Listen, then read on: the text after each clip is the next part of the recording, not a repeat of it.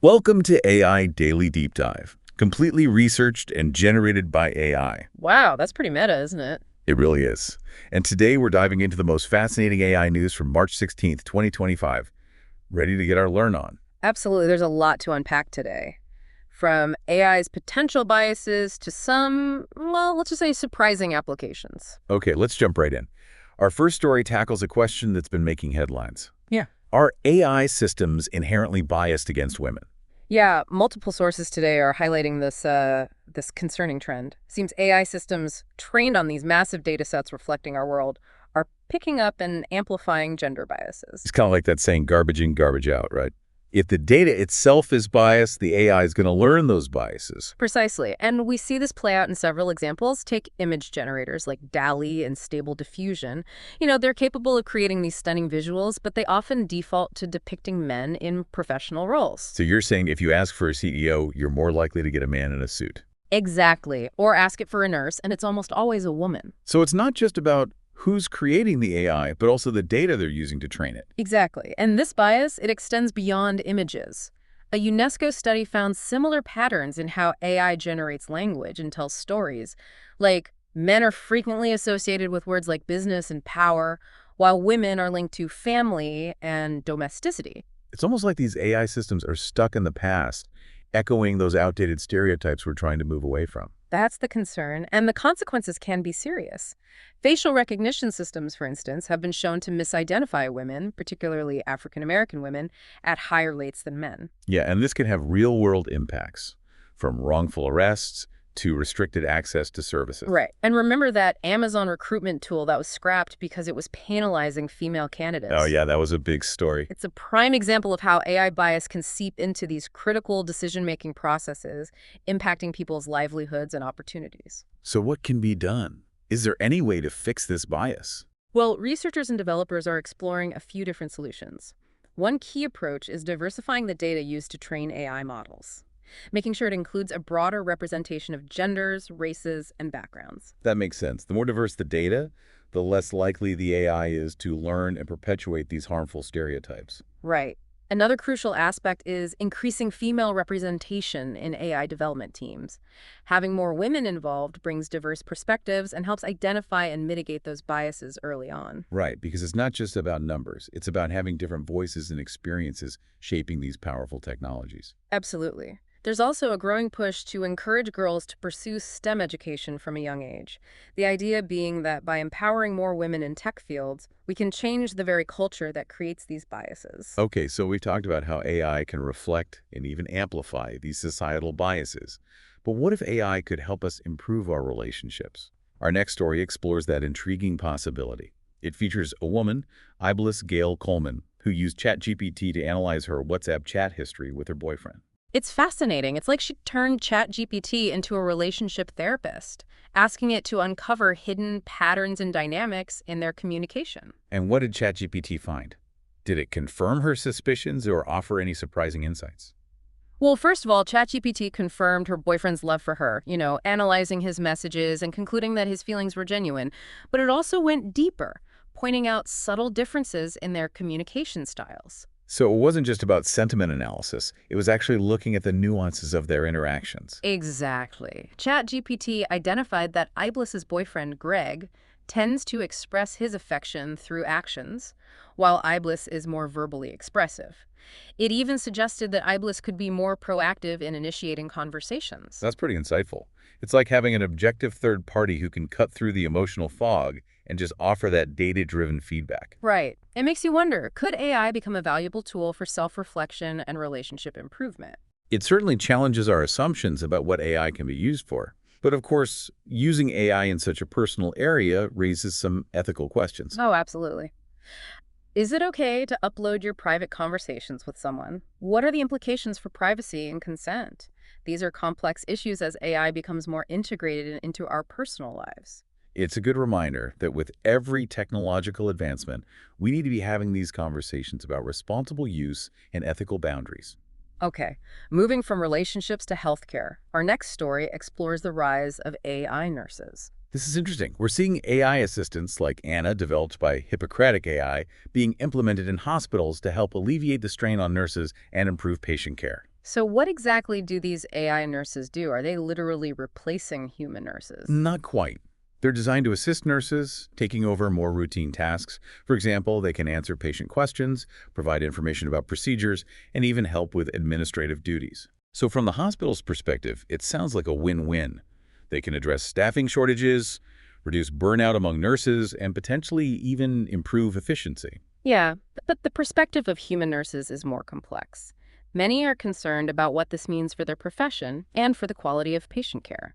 It's understandable. They're worried about AI making mistakes, lacking the human touch, or even eventually replacing nurses altogether.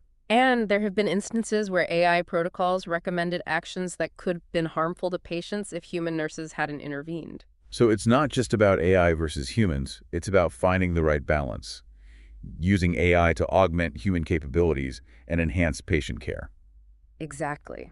The National Nurses United Union is advocating for ethical guidelines and regulations to ensure AI is integrated into healthcare in a way that benefits both patients and nurses. It's a crucial conversation. It's a reminder that technology should never be implemented in a vacuum. We need to consider the social, ethical, and human impacts of these advancements, especially in sensitive areas like healthcare. Now let's shift gears from healthcare to a story that explores how AI is helping us unlock the secrets of our own brains. Okay, this sounds intriguing. This research uses a large language model called Whisper to analyze brain activity during natural conversations. It's giving us unprecedented insights into how we process language. Wow, that's amazing. This is a huge leap forward from traditional brain studies that relied on analyzing predefined language features in those controlled lab settings. Exactly. Whisper, having been trained on massive amounts of real-world audio data, can pick up on the nuances of natural language in a way that traditional models can't. So it's not just about understanding what people are saying, but understanding how their brains are processing those words and sentences. Precisely. And what's remarkable is that Whisper is able to predict brain activity related to language even better than traditional models. So it's like AI is helping us understand how our own minds work. Right. And it's even identified language structures that it wasn't explicitly programmed to recognize, suggesting that it's learning in a way that mirrors human cognition. That's incredible. This research has the potential to revolutionize how we treat speech and language impairments, develop brain-machine interfaces, and even advance AI technologies themselves. Wow, it sounds like you're just scratching the surface of what AI can tell us about the human brain. Okay, from the depths of our minds, we now journey to a story that blends technology and spirituality in a rather unexpected way. An AI-led church service in Finland. You heard that right. St. Paul's Lutheran Church in Helsinki held a service where ChatGPT-4 was used to write sermons, generate music, and even create avatars of Jesus and Satan. Wait, AI generated Jesus and Satan. That's definitely not something you see every day. The Reverend Pecha Kaparoinen, who organized this unique service, spent weeks preparing, integrating these various AI tools to craft a cohesive experience. So it wasn't just about plugging in ChatGPT and letting it run wild. There was actual thought and intention behind it. Exactly. And they even incorporated traditional elements like live organ music and hymns, creating a blend of the old and the new. Wow. So how did people react to this AI-driven spiritual experience? Reactions were mixed. Some attendees found it engaging and thought-provoking, appreciating the novelty of the AI-generated content. However, others felt it lacked a certain human touch, that emotional depth and connection that many seek in a religious setting. It makes you wonder if AI can truly address the complex and deeply personal needs that people bring to their faith. It's a profound question, and this service also sparked those ethical debates. For instance, ChatGPT was initially hesitant when asked to create a dialogue between Jesus and Satan, highlighting concerns about using AI to depict such sensitive religious figures. It's a reminder that even with something as seemingly neutral as AI, we need to be mindful of cultural and religious sensitivities. Now, for our final story in this segment, we're going to zoom out and look at the big picture, the relationship between AI and humanity. Okay, that sounds like a good way to wrap things up. Think of it this way. If AI is the dreamer, capable of generating boundless possibilities, then humans are the anchors, grounding those dreams in reality and shaping them for the greater good. That's a beautiful analogy. It suggests that while AI might have the power to imagine the future, it's up to us to guide its development and make sure it aligns with our values. The article emphasizes that AI is essentially a reflection of the data it's trained on, It can amplify both our brilliance and our biases. So it's crucial that we feed it the right information and guide its development in a way that benefits humanity. It's like we're in a dance with AI, leading and following, pushing and pulling, constantly adjusting to each other's movements. Exactly. And just like in any good dance, it takes collaboration and trust to create something beautiful and harmonious.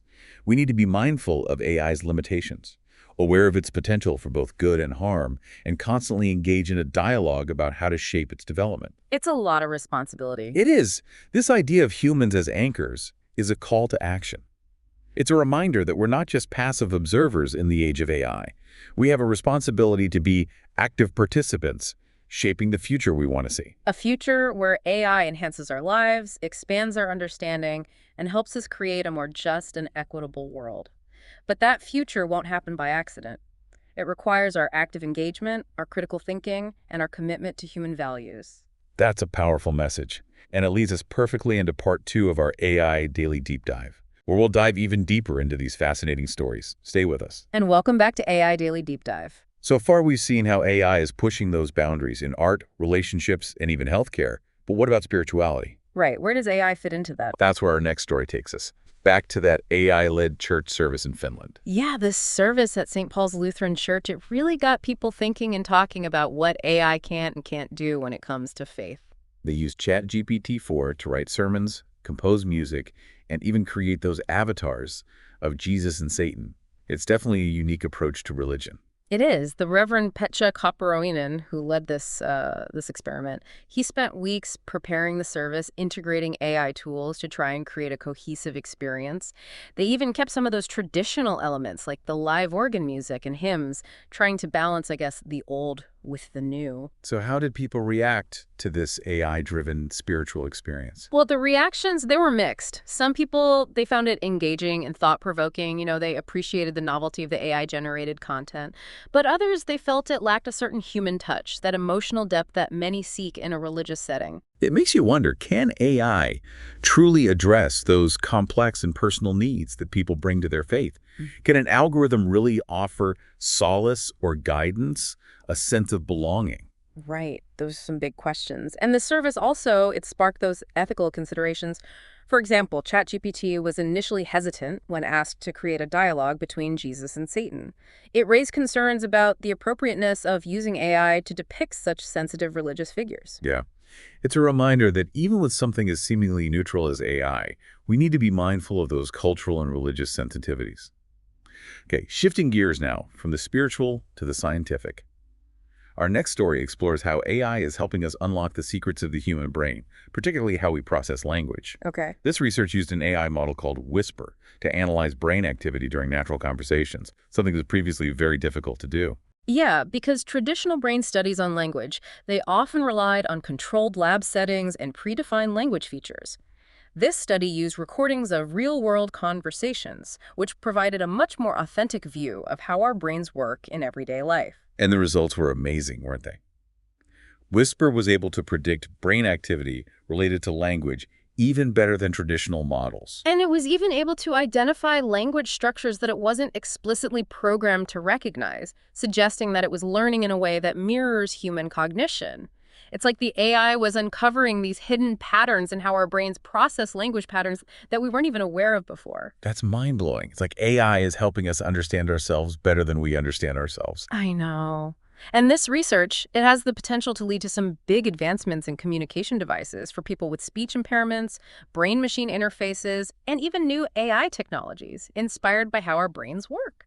It's incredible to think we're using AI to explore not only the world around us, but also to delve into those mysteries of our own minds. Yeah, it highlights the close relationship between neuroscience and artificial intelligence. Each field can inform and advance the other, leading to new discoveries that wouldn't be possible alone. Okay, for our last story today, we're going to zoom out and look at the big picture, the relationship between AI and humanity. Sounds good. This final piece offers a thought-provoking perspective. AI as the dreamer and humans as the anchors.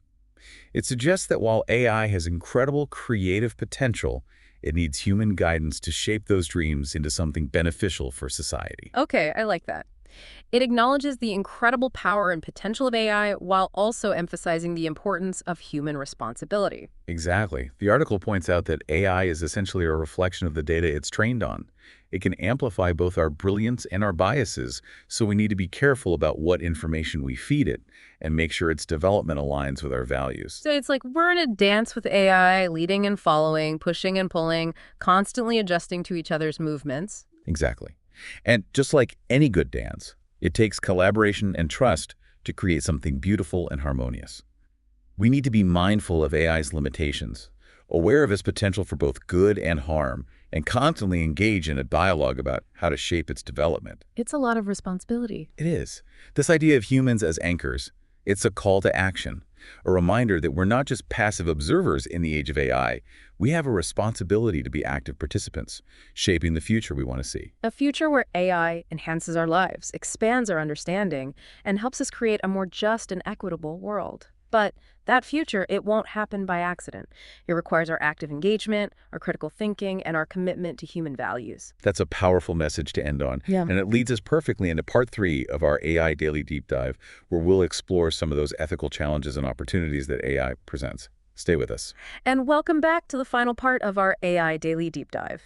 We've explored some incredible AI advancements today, from those potential biases to AI's role in spirituality and healthcare, and even how AI is helping us, understand our own brains. Yeah, it's been quite a journey through how AI is changing our world, that's for sure. It really has. And as we wrap up, it's important to consider the ethical implications of all these developments, right? I mean, all this potential comes with a responsibility to ensure that AI is used for good. Absolutely. It feels like we're at a crossroads. The decisions we make now will really shape the future of AI and how it impacts humanity. No pressure. Right. No pressure. One of the biggest concerns is bias in AI systems.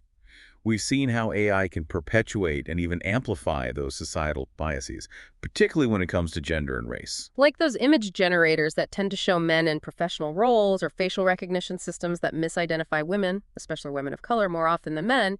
And these biases, they aren't just technical glitches. They reflect these deeper problems in our society that need to be addressed. Exactly. And it's not just about representation. It's about making sure that AI systems are designed and developed with fairness and equity as priorities. Right.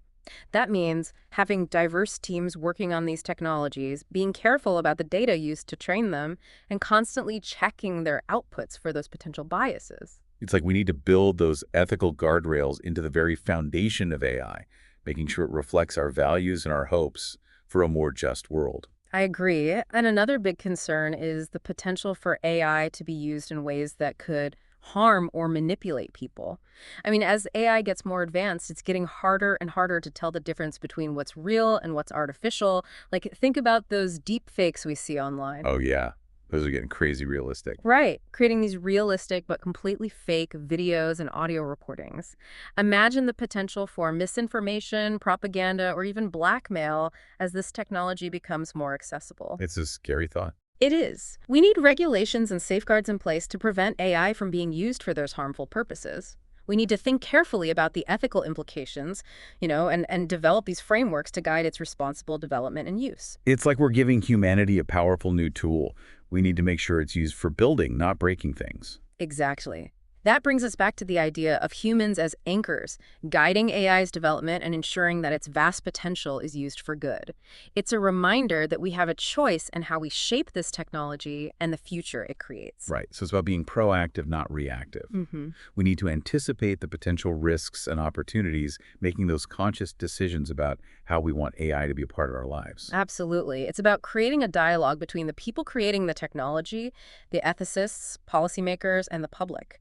We need to make sure AI development is driven by human values, not just technological progress. In the end, the future of AI is in our hands. It's our responsibility to make sure it reflects the best of humanity. We need to embrace those possibilities, be mindful of the risks, and work together to create a future where AI enhances our lives and helps us build a better world. Well said. And that brings us to the end of our AI Daily Deep Dive for Sunday, March 16th, 2025. We've covered a lot of ground today, from gender bias in AI to its role in spirituality and healthcare, and even how AI is helping us understand our own brains. It's been quite a deep dive. It really has. And we've seen that AI isn't just a technological advancement, it's a force that's reshaping our world, raising those big questions about ethics, responsibility, and what it means to be human in this rapidly changing landscape. We'd love to hear your thoughts on all of this. Share them with us on social media. Let's keep this conversation going. And until next time, keep exploring, keep asking questions, and keep learning. We'll see you back here soon.